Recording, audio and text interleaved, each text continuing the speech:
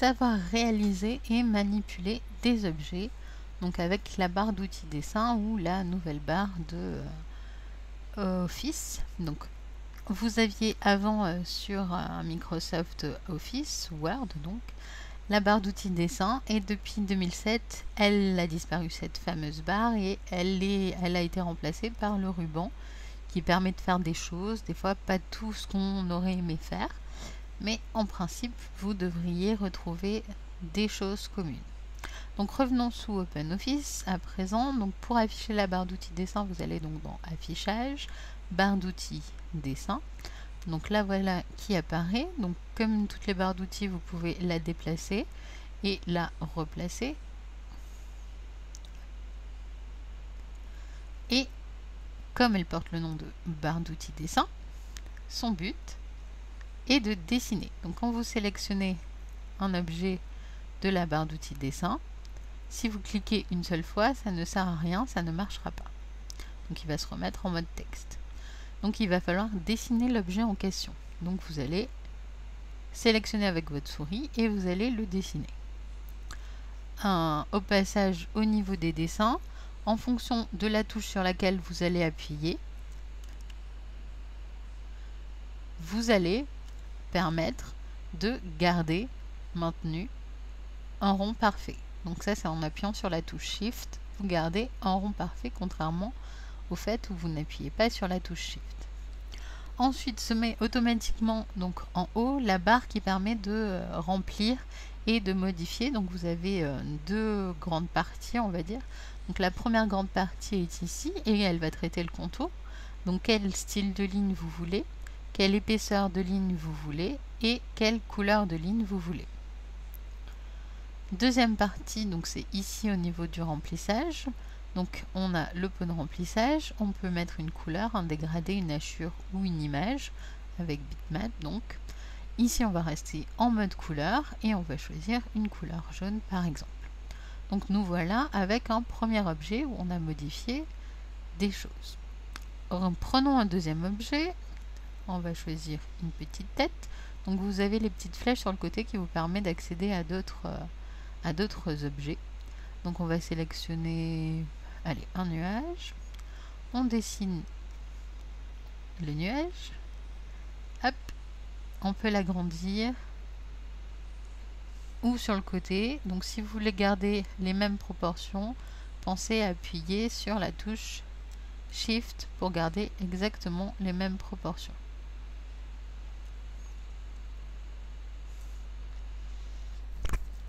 Donc nous voici avec un nuage. Donc je vais modifier la couleur du nuage. Donc on va le mettre plutôt gris.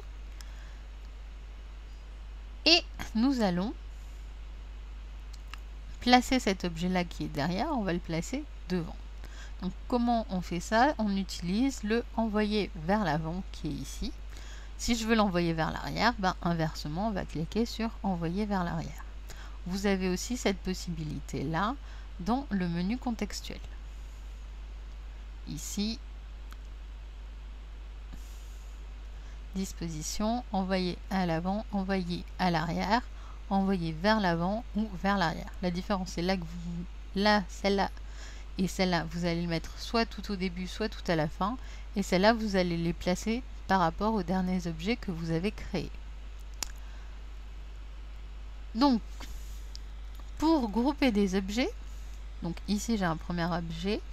Si je veux le grouper avec cet objet-là, donc je vais sélectionner mon premier objet, appuyer sur la touche Shift et sélectionner mon deuxième objet. Vous voyez que maintenant les petits carrés deviennent tout verts, donc je vais pouvoir les grouper, donc soit par le menu contextuel, grouper, soit par le menu format, grouper, et ici vous avez groupé. Imaginons que maintenant j'ai envie de changer la couleur ou l'épaisseur du trait de mon nuage.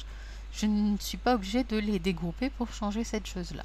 Donc on va aller dans Groupe et on va éditer le groupe. À ce moment-là, je sélectionne l'objet que je veux modifier et je modifie, par exemple, ici on va modifier avec des petits traits et on va mettre la couleur jaune sur les petits traits et une couleur rouge à l'intérieur de notre nuage. Si je ressors et que je reviens sur mon objet est toujours groupé. Donc éditer permet juste de faire des modifications ponctuelles de votre objet. Donc reprenons au niveau de la barre d'outils. Donc on a la possibilité aussi de réaliser une ligne. Donc là vous voyez une ligne. Ici vous allez pouvoir définir si vous voulez une flèche ou pas. Donc là c'est la flèche dans un sens. Si vous voulez dans les deux sens, vous cliquez sur la flèche dans les deux sens, ou sinon vous remettez la flèche que dans le sens que vous vouliez avoir. C'est à peu près tout. Donc vous avez un rectangle, vous avez l'outil à la main, donc si vous voulez dessiner vous-même. Un outil qui permet de rajouter du texte, des légendes, des formats de base, etc. Des étoiles, des bulles, en fonction de ce que vous voulez. Si vous voulez insérer une image aussi, de la galerie. Voilà pour OpenOffice Writer. Donc reprenons maintenant avec le nouveau ruban. Donc nous avons ici un objet qui a été groupé. Donc je sélectionne mes objets dans Insérer forme.